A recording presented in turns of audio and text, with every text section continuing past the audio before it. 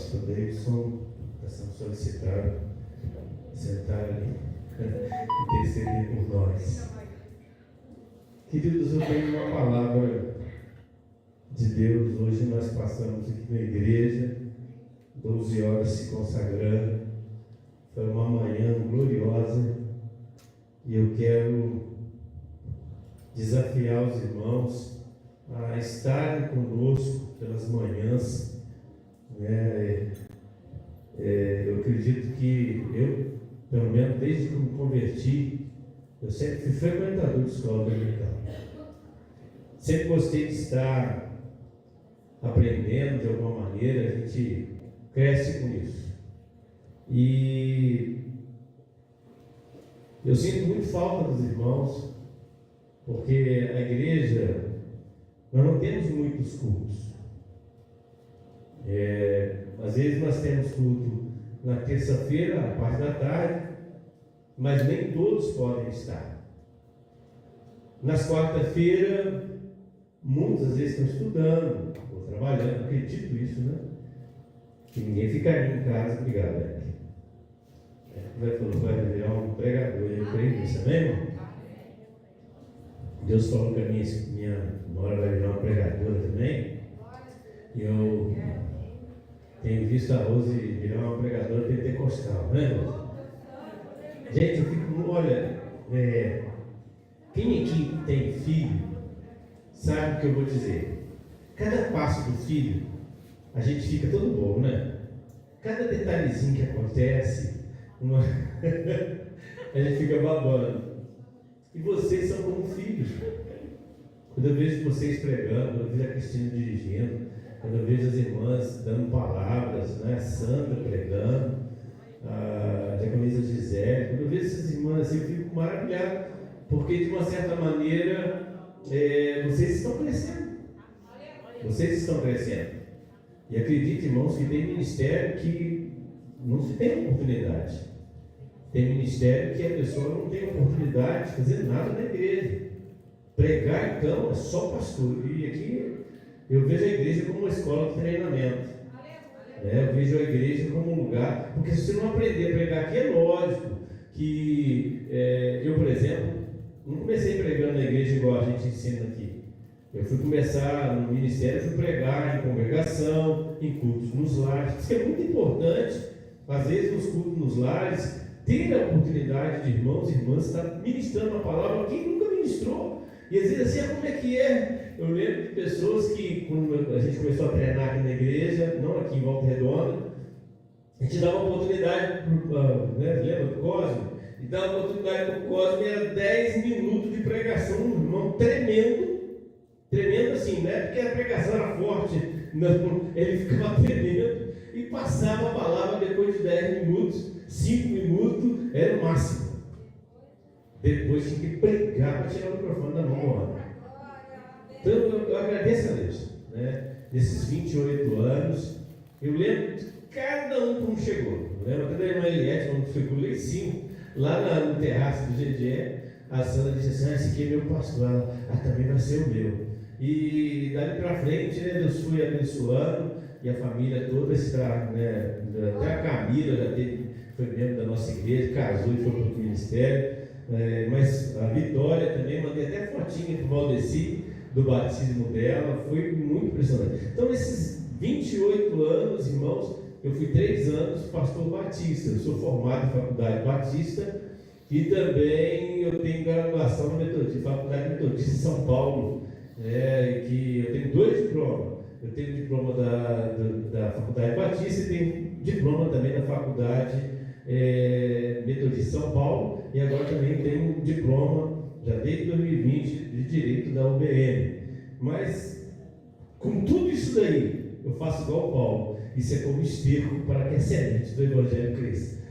Não são esses títulos que eu fico mais alegre. Eu lembro que a professora da pastora de psicanálise, ela falou assim: eu não sei se eu chamo o senhor de senhor, se eu chamo de doutor, se eu chamo de pastor, se eu chamo de bispo. Eu falei assim: me chama de servo. É um título mais lindo, é ser servo de Deus, né? Então, nesses 28 anos, nós tivemos igrejas, irmão. Olha, quem tem acompanhado aí, não sei quantos têm visto os riozinhos que eu tenho colocado.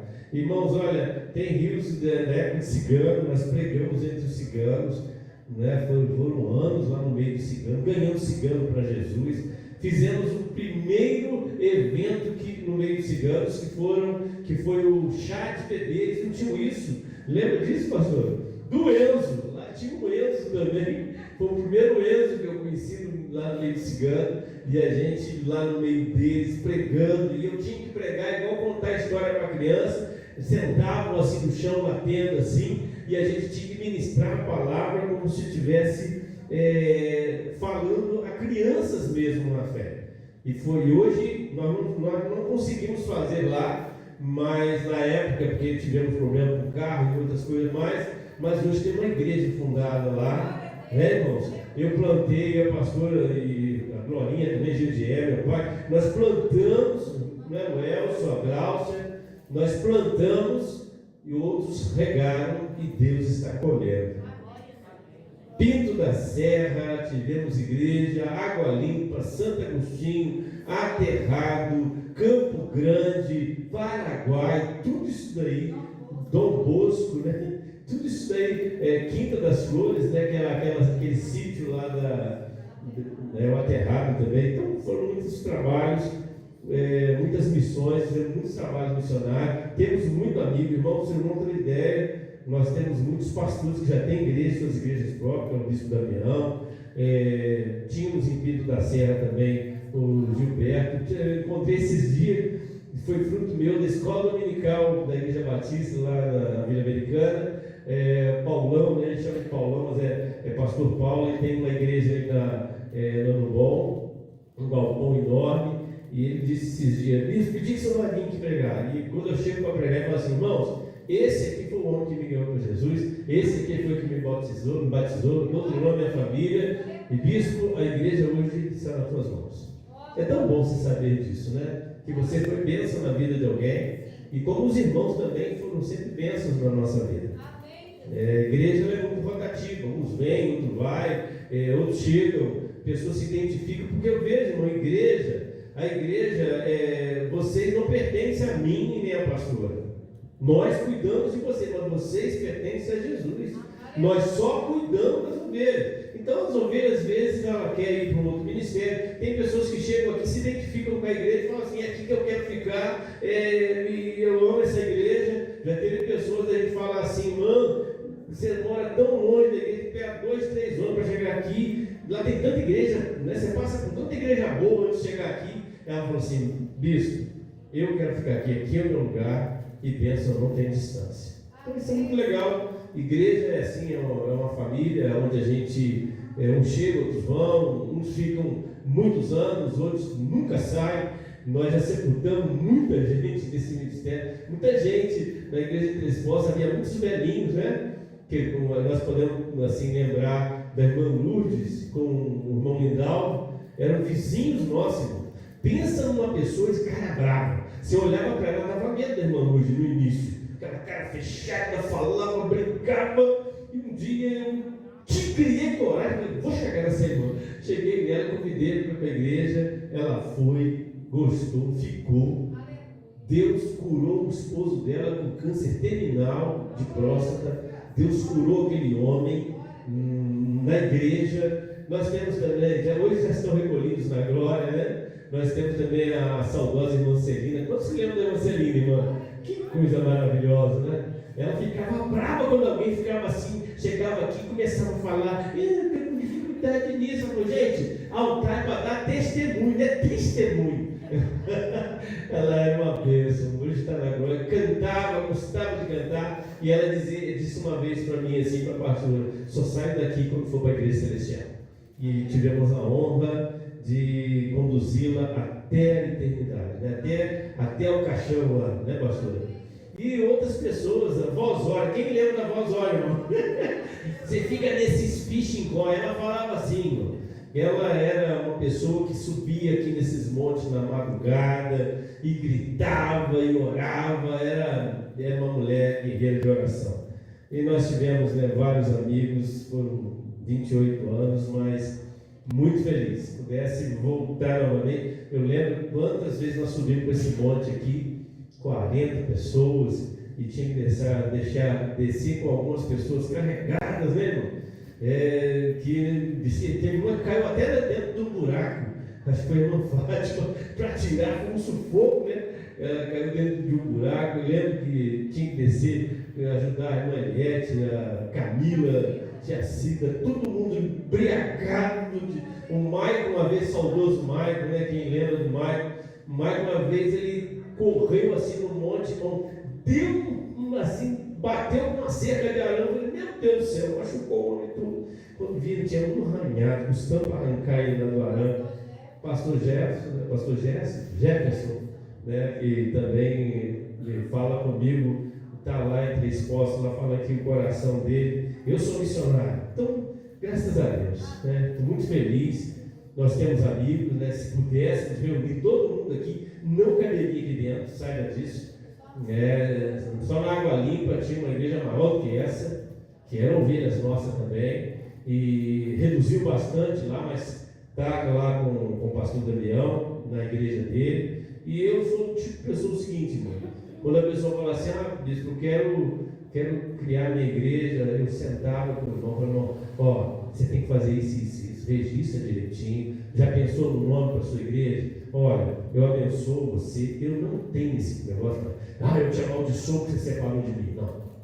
Eu ainda continuo amigo do meu filho na fé, que hoje é bispo Daniel, mas é meu amigo, são amigos, eu louvo a Deus pela vida dele, e o importante é que eles continuem nessa mesma esperança, né? Irmãos, eu quero dizer uma palavra que Deus falou no meu coração, e acredito que vai falar no seu também. Tem irmãos aqui que já me ouvem há muitos anos, né? Eu estou dando muita oportunidade assim, que eu fico assim, meu Deus, esses irmãos me ouvem tanto. Eu quero falar hoje sobre atitudes que trazem paz. Qual é o tema, irmãos? Atitudes que trazem paz. Fala isso novamente. Atitudes que trazem paz. Nós estamos vivendo um tempo, vivemos aí, estamos vivendo tempos de catástrofe. Tivemos lá no Rio Grande do Sul aquela avalanche, né? Aquela chuva terrível. Tivemos agora também na Espanha, em Valença, que passou de 200 já de mortos, né? Quem morava na parte baixa da casa, todos morreram porque não deu tempo de avisar ninguém. Tamanho foi a tempestade. Então nós louvamos a Deus assim, porque a nossa cidade, eu lembro que entrou um vendaval dentro da minha casa, quebrou a janela, eu só vi o telhado, falei, agora vai embora. Falei, Jesus tem misericórdia aí. Aí Deus deixou o telhado, consertei a janela, reforcei a janela, mas contra a tempestade é complicado.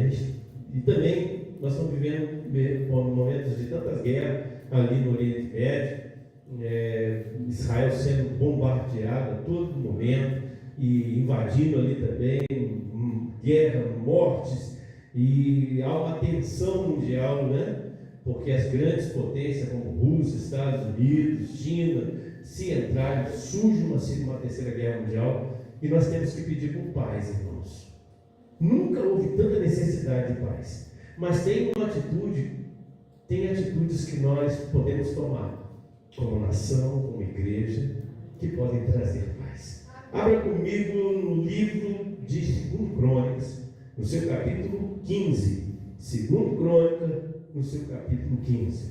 O texto que nós vamos ler, ela fala muito, ao meu coração, fala de um rei chamado Asa.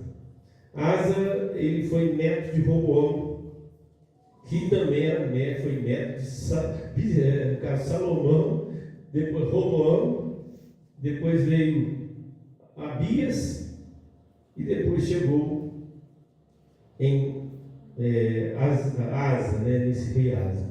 Eu quero ler com os irmãos esse versículo 1 do capítulo 15. Assim diz o Senhor através da sua palavra.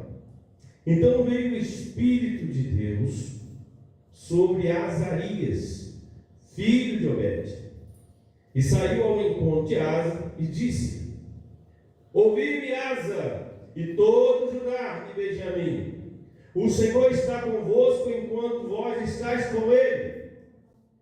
Se o buscardes, porém, se o deixares, vos deixará.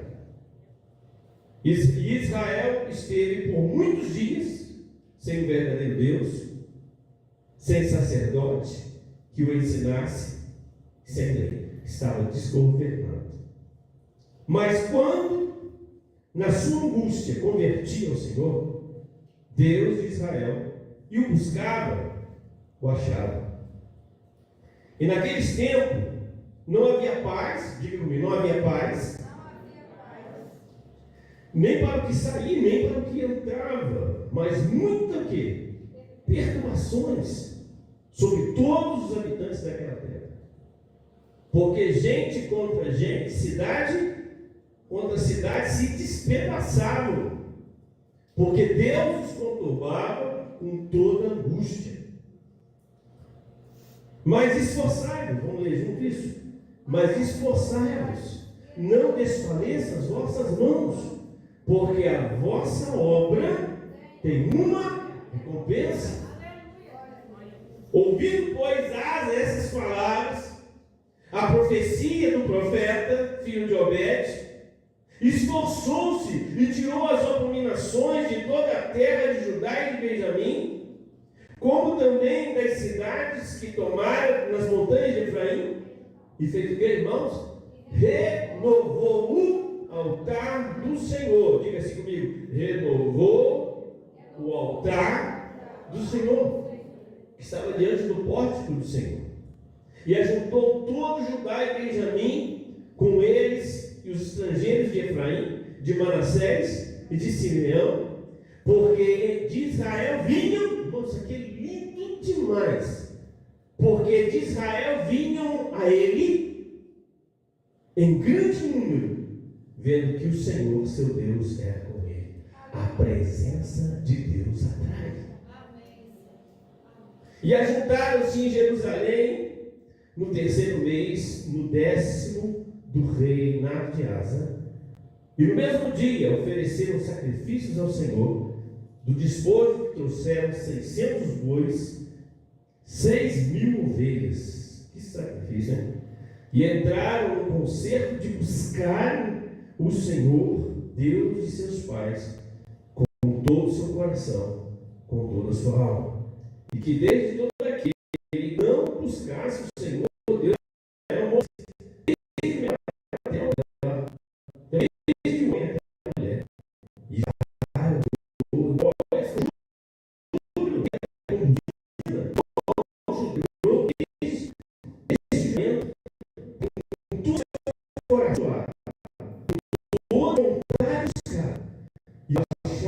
e o Senhor lhe repouso em redor.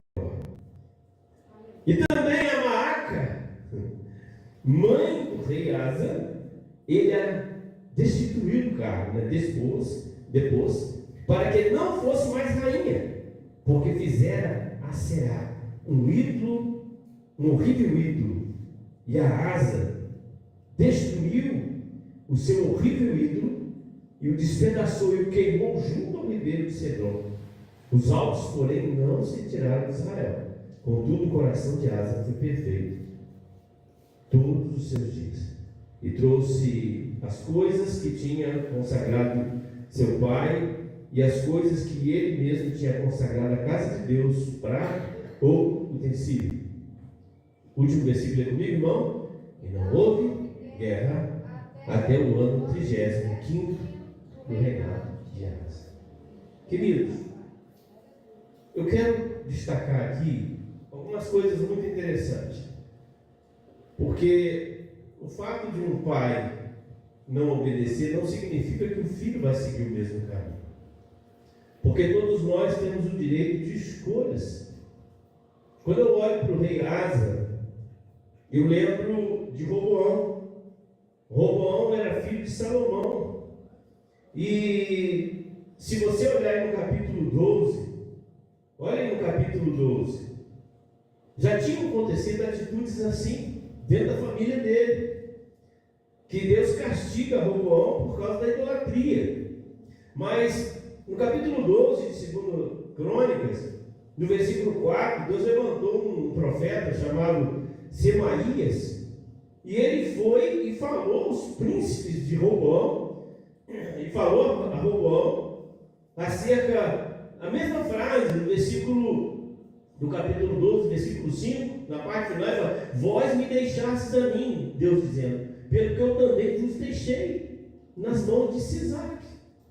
Eu quero dizer que Deus estava falando assim: olha, quando vocês andam comigo, eu livro vocês, mas quando vocês viram as costas para mim e querem andar da maneira como vocês quiserem, eu deixo. Se você virar as costas para mim, eu vou virar as minhas para você. Mas se você me buscar, eu vou te ouvir. E aqui, quando eles ouviram isso, Roboão se humilhou na presença de Deus, ele e os príncipes. E por eles terem se humilhado diante de Deus, Deus trouxe paz. Deus trouxe paz. E ele fala assim, no versículo 8 do capítulo 12: porém serão seus servos, para que conheçam a diferença da minha servidão e da servidão dos reinos da terra. Ei, querido, você prefere estar na mão de Deus ou na mão dos homens? E ali houve um conserto. E nesse ambiente nasceu, nesse ambiente que Roboão viveu, nasceu Abias, que era pai do rei Asa. Então, e Abias foi algo assim muito, muito lindo. Eu estava lendo a história dele. Ele reinou, e quando ele começou a reinar, havia muita guerra, havia muito tumulto. E esse rei, ele foi pelejar contra Jeroboão, que, entenda uma coisa, quando Salomão, ele errou, o reino foi dividido. Então 2 tribos ficou, representando Judá, e a outras 10 representando Israel, representando o povo de Israel. E Jeroboão era rei de Israel. Só que Jeroboão optou por seguir fora do Senhor, levantou sacerdotes que não eram do meio levítico, fez todo o povo de Israel desfiar e se levantou contra Judá, seus irmãos. E olha só, quando você vê no capítulo 13 da história do pai de Asa, você vai entender que eles foram lutar. Havia 400.000 homens a favor de Asa, mas Jeroboão tinha 800.000 homens. Olha a dificuldade. E se você for olhar, irmãos, aqui é muito lindo o que Deus faz, porque esse pai de Asa, o rei Abias, ele chegou no monte e falou assim: olha, Jeroboão, você mudou o sacerdote, você pegou sacerdote qualquer e levantou vários deuses que não eram o nosso Deus, mas nós conservamos o sacerdote dentro da linhagem de Arão. Nós conservamos Deus no nosso meio. E eu estou te alertando, não vem contra nós não, porque vocês vão morrer. E Jeroboão olhou assim: mas quem que é esse? Que rei? Nós estamos com 800.000. Só, querido, que se você ler no capítulo 13, no versículo 7 aí de 2 Crônicas, você vai ver que os homens, olha a qualidade dos homens que se juntaram a Jeroboão. Homens vadios, filhos de Belial, homens malignos, homens violentos. Queridos, e Roboão era ainda jovem. Diz a palavra que o seu coração era terno. E Jeroboão chegou, aqui não era Abias, mas era Jeroboão, chegou e falou assim: olha, não vem contra nós não. E sabe o que Jeroboão fez contra Roboão? Fez uma estratégia de guerra que ia matar todos. Quando um homem chamado Judá viu, falou assim: toque as trombetas. Quando tocou as trombetas, Deus desceu e entrou na guerra. Eita glória, aleluia. E feriu todos os que estavam do lado de Jeroboão. E Jeroboão fugiu, mas Deus o matou.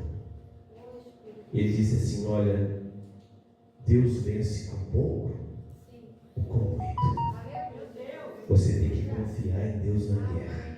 Seja a guerra que você enfrentar, confie em Deus. Amém, irmãos? E eles dão uma aula para nós. E Jeroboão foi, restaurou, Roboão foi, restaurou. Aí nesse interim, que Abias também estava vivendo, Abias também foi muito feliz no que aconteceu aqui nessa guerra. Abias estava junto com seu pai. E no capítulo 14 que eu li, vem Abias, e ele também faz a mesma coisa. Olha, irmãos, dá só uma lida aí, porque o texto é muito rico. Capítulo 14 aí de 2 Crônicas. Olha a oração que Asa fez. Olha a oração desse rei Asa. Capítulo 14, versículo 11. E Asa clamou ao Senhor. Também estava em guerra. Dessa vez, só que Asa estava enfrentando 1 milhão de soldados. Contra Zerá o Etito, versículo 7, versículo 9. Tinha 1 milhão de soldados, homens e 300 carros. Aí Asa foi ao encontro dele na batalha com desvantagem e fez essa oração que para mim, eu até coloquei esse lindo. Asa clamou ao Senhor, seu Deus, e disse: Senhor, nada para ti é ajudar.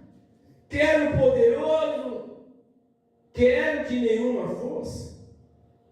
Ajuda-nos, pois, Senhor, nosso Deus, porque em ti confiamos e no teu nome viemos contra essa multidão. Senhor, tu és o nosso Deus, não prevaleça contra ti o homem. Aleluia, Pai. Aleluia. Glória a Deus. O que o Senhor fez no versículo 12, irmão? O Senhor feriu os etíopes diante de Asa, diante de Judá, e fugiram os etíopes, e eles venceram a batalha. Deus, do nosso lado, já somos mais do que vencedores. Paulo, entendendo isso, ele disse que nós somos mais do que vencedores, irmãos. Aleluia. Aí quando entra no capítulo 15, é onde eu quero destacar 3 coisas, 3 atitudes que trazem paz. Aleluia. Entenda, irmãos, que quando a nossa vida está muito tribulada em guerras, porque guerra aqui pode representar problemas que enfrentamos, nós temos que parar e ver como está a nossa vida com Deus.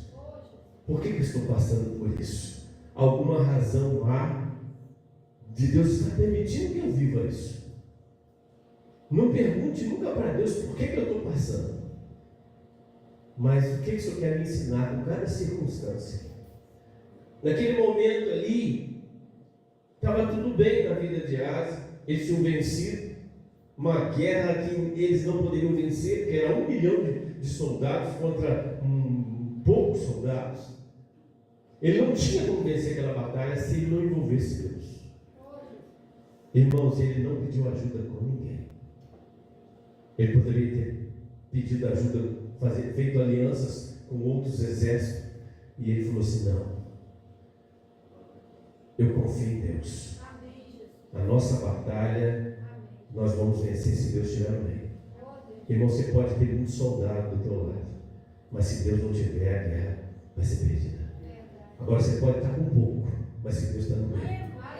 Entenda, querido, que não é, se o número fosse valer, pastor Deus, os profetas de Baal teriam ganhado de Elias. Eram 400 de Acera e 450 de Baal, ou acho que era 450 de Acera. Eram 850 profetas contra um. Mas Elias mostrou que Deus e ele eram a maioria. Se Deus está do teu lado, não tem batalha que você não vai vencer. Amém, irmãos? O negócio é você conservar Deus sentadinho do teu lado. O negócio é você conservar Deus nas suas guerras. Não enfrente guerra sozinho. Opte sempre de chamar a atenção de Deus.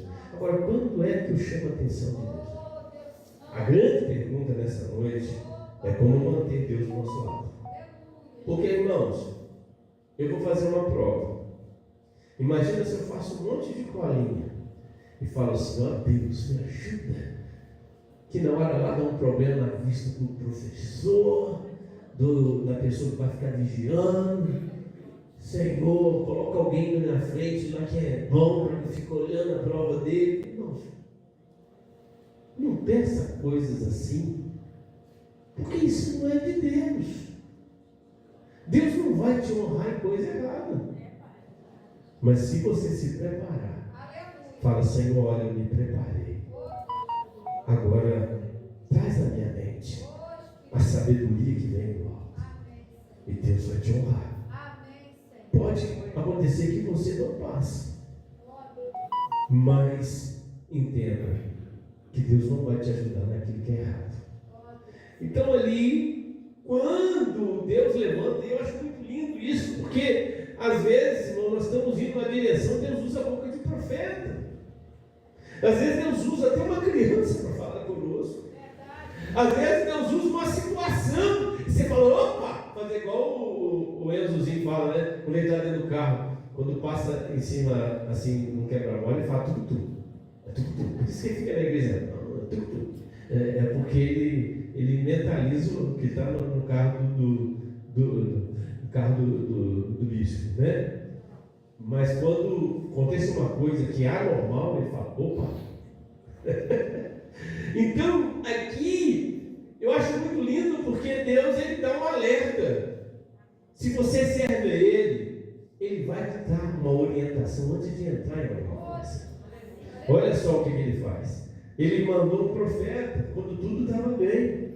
Embora que a situação estava meio complicada, porque ninguém podia entrar e nem sair. Eu li aqui no texto que havia tanta perturbação, onde um povo contra outro se estraçalhava, estava morte, estava uma guerra. Aí Deus manda no meio daquela guerra uma luz, um profeta. E ele fala assim: ó, se você vir buscar, eu vou deixar que você me ache. Mas se você virar as costas para mim, também vou virar para você. E falou ao coração. E eu achei isso muito lindo, quando ele diz assim: olha, esforçai-vos, porque não desfaleça a vossa mão. Isto é, não abra mão da comunhão com Deus. Não é um momento, irmãos, eu até coloquei aqui, não é um momento da gente abrir a guarda. Não é um momento da gente dar uma descansada na fé. Não é um momento da gente repousar a oração. Não é um momento da gente parar de orar. Não é um momento da gente relaxar. Essa foi a palavra que eu escrevi aqui. Nós não estamos no momento de relaxar, querido. Nós estamos no momento, se estamos orando, vamos orar mais. Se estamos buscando, vamos buscar mais. Se você está tendo bênção na tua casa, busque mais. Não abra a guarda, não é o momento da gente dormir. E ele fala assim: olha, porque o rei venceu, depois de uma vitória daquela, que eles venceram ali, que foram a quantidade de 1 milhão de homens naquela guerra, Eles vieram com muito despojo. O que é despojo? É aquilo que quando eu venço a guerra, todos os bens do povo que eu venci é meu. E eles estavam felizes. E Deus falou assim: ó, vocês estão alegres demais com a vitória e estão virando a situação para mim, estão relaxando. Por quê, irmãos? Às vezes eu fico tão alegre que vou permitindo coisas que Deus não quer. Vou tomando decisões que Deus não mandou eu tomar. Aí eu vou fazer isso porque eu gosto. Irmãos, se você entrar no caminho, se nós entrarmos no caminho porque a gente gosta, o retorno pode ser muito longo. É melhor fazer: Deus, posso entrar? Posso? Davi nunca entrava numa guerra sem falar: Deus, posso ir? Pastor até falou esses dias aqui. Ele falou assim: Senhor, eu ajudei esse povo, eu livrei eles, eu venci por eles, guerrei por eles. Posso ficar aqui? Se eles vão me proteger? Ou eles vão me entregar na mão de Saul? Deus, cidade de Keila, né? Deus falou assim: corre, porque eles vão te entregar. Mas se ele fosse confiar no bem que ele tinha feito àquele povo, ele ia morrer. Entenda, querido, que daqui para frente, os nossos passos eles têm que ser em Deus, para a gente não sofrer. Aí ele diz aqui, a primeira atitude que Asa tomou naquele período de guerra, diga assim comigo: valorizar a palavra. Essa é uma... Querido, esse livro aqui não é para você trazer para a igreja, ele é para você viver. O grande desafio nosso é viver essa palavra. Valorizar. Não questiona. Se mandou fazer, faz. Se mandou não entrar, não entra. Siga as instruções do mestre. Quando Asa ouviu, pastor David, pastor Acra, quando ele ouviu aquilo, Asa se atentou e logo reagiu. A gente ouve a palavra, mas não toma posição. Ele levantou, ele reagiu. Por quê, irmãos? Opa, né, Rosa? Opa! Deus mandou o profeta falar isso comigo, então nós estamos virando as costas para ele. Vamos ter uma vitória maravilhosa que ele deu. Mas ele está dizendo assim: ó, vocês estão se esquecendo de mim, estão abrindo guarda aí. Irmão, olha como Deus é. Ele não precisava falar para Abraão: pega esse filho seu e mata. Mas ele começou a ver que Abraão estava dando mais atenção para o filho do que para ele. Ele começou a ver que o coração de Abraão estava amando mais ao filho do que a ele. Então ele falou assim: você ama esse menino? Não, Deus não mais. Pega esse menino que você ama e mata ele para mim. E Abraão ia obedecer. Mesmo sem entender, ele ia obedecer. A gente só compreende que o pastor David ainda não entrou lá, acho que nesse mês, porque ele acreditou que Isaac era o filho da promessa e que mesmo que ele matasse, Deus ressuscitaria. Mas ele ia matar por amor a Deus. Então eu quero dizer, querido, aqui, que a primeira atitude que traz paz é quando a gente volta o ouvido à palavra, quando a gente valoriza o que está sendo dito, quando a gente escuta a profecia e a gente reage a ela. Não basta saber o que é certo, o importante é fazer o que é certo. A segunda coisa que eu noto aqui é que quando ele ouviu a profecia, ele tomou uma atitude, ele se esforçou, tirou as abominações. Por quê, irmãos? Ele viu, através daquilo, olha, eu só posso manter Deus no meio se tiver tudo certo, porque se tiver coisa errada, Deus não vai ficar no meio. Para manter Deus no meio da guerra, eu não posso ter nada errado. E ele começou a fazer o quê? Ele começou a ver: olha, tem erro aqui, tem abominação ali, vou arrancando aqui, olha, tem ídolo ali. Ele foi tirando as coisas que estavam erradas. Isso é renovar a palavra. Agora, uma coisa linda, quando ele diz assim: e ele renovou o altar. Tirou o que estava velho, colocou coisas novas, trocou a lenha. Entende? Ele renovou o altar. Isso traz Deus: olha, eu estou gostando dele. Eu mandei o profeta para avisar, ele aproveitou a oportunidade, porque a oportunidade tem que se aproveitar. Se Deus está falando, faz logo, né? Deus está querendo te abençoar. Então ele ouviu, ele deu atenção à palavra, ele tirou, mudou o que estava errado para agradar a Deus. Deus não está falando para ele assim, ó, isso está errado. Não, ele sabia que ele estava errado, porque a palavra te mostra que você está certo e está errado. Ele foi consertando e depois, quando ele chegou em tudo que ele tinha consertado, ele consertou o altar, restaurou o altar. Esse altar é para Deus. Ele é exclusivo de Deus. Querido, muito legal. Deus olhou e falou assim, opa, tirou o que estava errado, me deu ouvido, me obedeceu. Agora preparou o altar. Mas ainda está faltando alguma coisa, né, irmão? Não adianta fazer a massa do bolo, botar tudo direitinho e não colocar no forno. Tem que ir até o fim. Está faltando alguma coisa, mas está na direção. E ele foi fazendo, até que ele chegou no versículo 12. Irmãos, quando ele reparou o altar, ele fez um mega sacrifício. Ele fez um sacrifício de gratidão. Senhor, muito obrigado, porque eu estava quase me desviando, mas o Senhor me voltou para o lugar. Eu estava tão feliz no meu coração, que eu esqueci. É igual um time que faz um gol, fica tão alegre, esquece a defesa. E leva 2. Não é assim, irmão? Faz o gol, só de relaxa quando o jogo terminar. Diga assim, a minha partida ainda não terminou.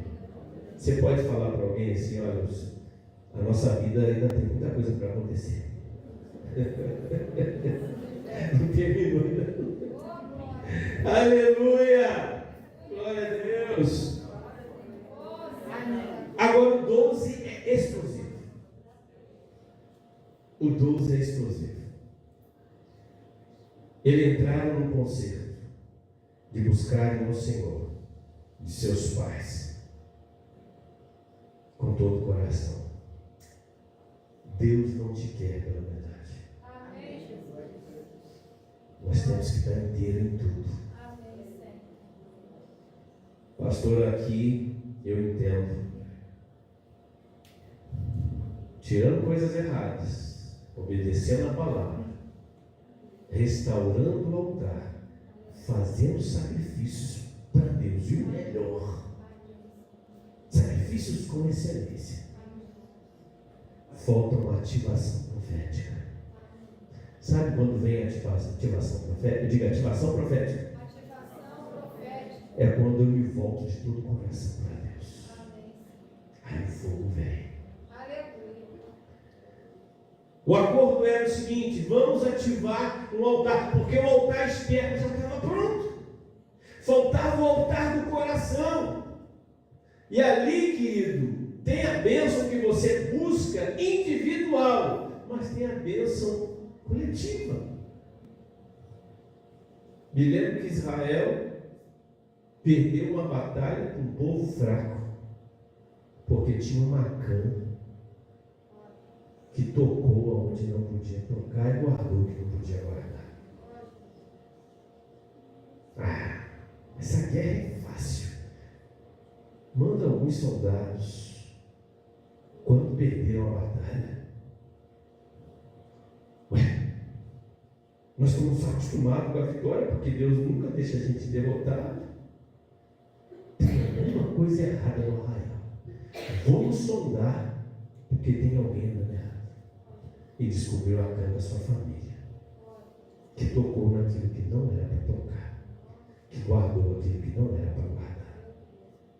Por isso perderam. Quando consertaram onde estava o problema, a vitória veio. Então entenda, querido, aqui eles falam assim: olha, para a gente vencer, restauramos o altar, fizemos um sacrifício, agora vamos fazer uma ativação profética. O que é ativação profética? É botar fogo no altar. É fazer com que não botar fogo no altar. Ativação profética é fazer com que o fogo de Deus caia naquilo que nós fizemos. E para isso é uma necessidade. Eu preciso estar inteiro. Então vamos fazer um concerto geral e vamos obedecer de todo o coração ao Deus de nossos pais. E vamos obedecer a Deus com toda a alma. Vamos voltar lá em Deuteronômio capítulo 6. Amar a Deus de todo o coração, de toda a alma, de todo o entendimento, de toda a força. Nós temos que estar totalmente voltados para Deus, para que o fogo caia. Aleluia, Jesus. Glória a Deus. Para que a paz volte. Amém, Jesus. E aconteceu quando eles fizeram isso. E todo o povo, irmão, ele fala assim, olha, e quem não fizer parte desse acordo, seja morto. Porque eu não vou perder a minha bênção com quem não quer. Quem não quiser entrar nessa aliança da ativação profética, da ativação do altar interno, vai morrer, seja criança, seja adulto, seja mulher, seja homem. E diz que o povo se alegrou. Eu achei muito lindo, irmãos, porque a gente percebe no capítulo que nós lemos anterior que naquela guerra onde Israel estava guerreando contra Judá, Roboão contra Jeroboão, aqueles que eram de Israel, que estavam servindo a Jeroboão, eles foram atraídos pela presença de Deus. Porque Roboão conservou a presença de Deus no meio do povo. E aonde está a presença de Deus, quem é dele vem. Às vezes o que te atrai esse lugar, irmãos, é uma coisa chamada presença de Deus. Eu acho muito interessante aqui na igreja que às vezes está pouca pessoa. Mas as pessoas, elas vêm aqui e falam assim, nossa, não tem aquela pessoa que te marca com perfume? Quando você sente aquele cheiro, você fala assim, é o fulano que chegou. Não é isso? O perfume chega antes de você. E a presença de Deus é o perfume dessa igreja. Por isso que às vezes você se sente tão bem aqui dentro. É tão gostoso estar aqui. Porque há uma presença de Deus. Amém, irmão? Você sente isso aqui ou é só eu, irmão? A gente sente isso aqui dentro. Às vezes você tem uma igreja lotada, mas você não sente. Porque nem sempre a multidão representa a bênção de Deus. Se você vai num show aí, ó, tem milhares de pessoas. E Deus não está lá.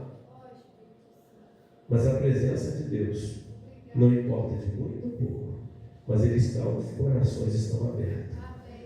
E eu, irmão, espero que esta igreja atraia pessoas que são de Deus, que às vezes estão sofrendo em outros lugares, mas que precisam de paz. E fala assim, olha, às vezes, irmão, tem pessoas que chegam aqui, elas querem apenas sentar para ouvir. Elas não querem oportunidade, elas não querem nem que seja notado. Às vezes tem pessoas que chegam e falam assim, eu vim só para ouvir, só para receber. Que bênção, né, irmãos? Então, 3 atitudes aqui que trouxeram a paz, porque depois disso Deus deu descanso à asa. Deus deu descanso à asa, por quê? Porque Ele deu valor à palavra, Ele reagiu à palavra, Ele renovou o altar e fez uma ativação profética, onde Ele fez um acordo, uma aliança com o povo. Nós vamos adorar a Deus de todo o coração para o fogo cair nesse altar. Renova o altar externo, bota em ordem a casa e renova o altar interno, aonde Deus habita. E eu quero dizer, irmãos, que diante de todo esse texto, quando ele percebeu a tal da Maaca, que era a mãe dele. E ele falou assim, epa, eu estou cuidando do povo lá dentro da minha casa, está pecado, tem pecado. Eu estou cuidando aqui do reino, estou reparando o altar, mas a minha mãe conserva ídolo. O que ele fez? Mas como eu vou mexer com ela? Porque ela é a rainha, ela está no topo. Então vou fazer o seguinte: de hoje em diante, minha mãe, a senhora não é mais rainha. A senhora não é mais rainha. Vou mexer com a minha casa. Está vendo, pastor? Vou mexer com a minha casa. Já consertei o altar. O povo já entrou em acordo. Mas a minha mãe ainda está adorando o ídolo. Então de hoje em diante, a senhora não é nada mais. E pegou o ídolo dela e destruiu. Destituiu ela do cargo, tirou o poder dela tirou toda a autoridade dela, só não vou te matar. Ou a senhora se converte, ou a senhora vai ficar no meio do caminho. Tirou todos os cargos da mãe, destruiu os ídolos, e diz a palavra que Deus se agradou, porque o coração de Asa foi perfeito diante de Deus. Foi 35 anos de paz que a pastora disse. Você quer paz ou quer guerra? Vai depender dessas 3 atitudes. Conserta o teu altar, obedece a palavra e ativa o teu coração para que Deus possa derramar fogo nele. Eu não sei como você tem andado, não sei se você está feliz. Quando eu li esse texto, eu fiquei muito assim, tocado. Hoje de manhã eu estava aqui orando e à tarde também, quando Deus mandou a gente pedir alguns dons. E eu falei, Senhor, eu quero meu coração de volta. Eu quero voltar a ser um adorador do Senhor. Eu preciso.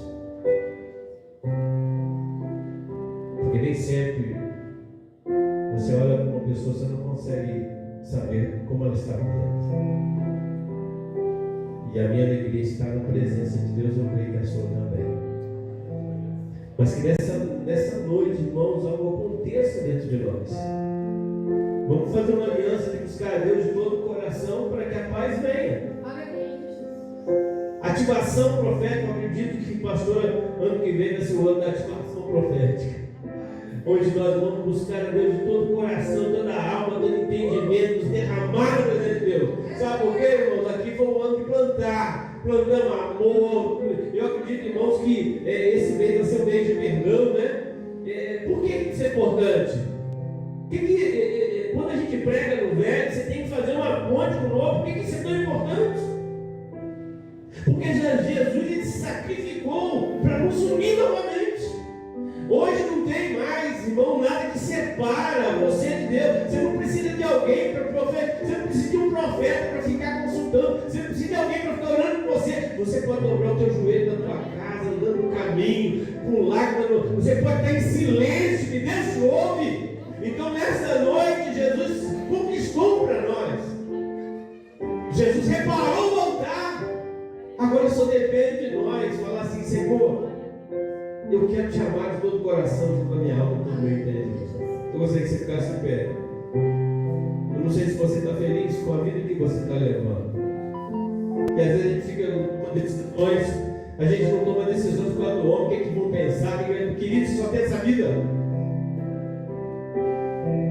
Me lembro uma vez que eu fui assistir o Ministério para Sentar, e aquele que fala que o sobrenome dele é Arcanjo, ele disse assim, isso aqui é o Arcanjo, não sei. Ele disse assim, saia do lugar que limita a sua visão.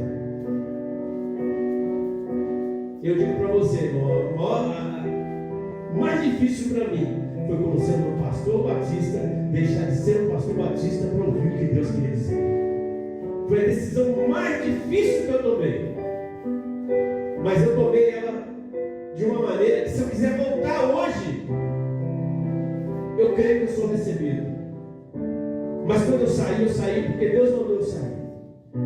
Não por causa de problemas do Ministério Batista, não. Mas a decisão é difícil, porque ouvir Deus é muito difícil. E ela repercute, às vezes, você fechar a porta, deixar amigos para trás. Mas o melhor caminho é você estar fazendo aquilo que Deus quer que você faça. Toma decisões que precisa tomar. Nessa noite ativa, feche teus olhos, Pai, em nome de Jesus. Eu quero orar por cada coração aqui. Porque Deus, cada pessoa que está aqui tem um coração batendo. E nesta noite, ó Deus, nós queremos fazer uma aliança contigo, Senhor. De te buscar de todo o nosso coração. Nós precisamos, ó Deus, dessa ativação profética. Nos ajuda, meu Deus, a consertar o que precisa ser consertado, a andar de maneira como te agrada, Senhor, a reparar o altar externo e a reparar o nosso altar interior. Senhor, que nesta noite, Pai, volte com os dons pentecostais. Deus, volte com os dons novamente. Faz, ó Deus, a tua serva, teu servo, sentir novamente a alegria de te servir. Senhor, não adianta te servir apenas, mas é servir com alegria.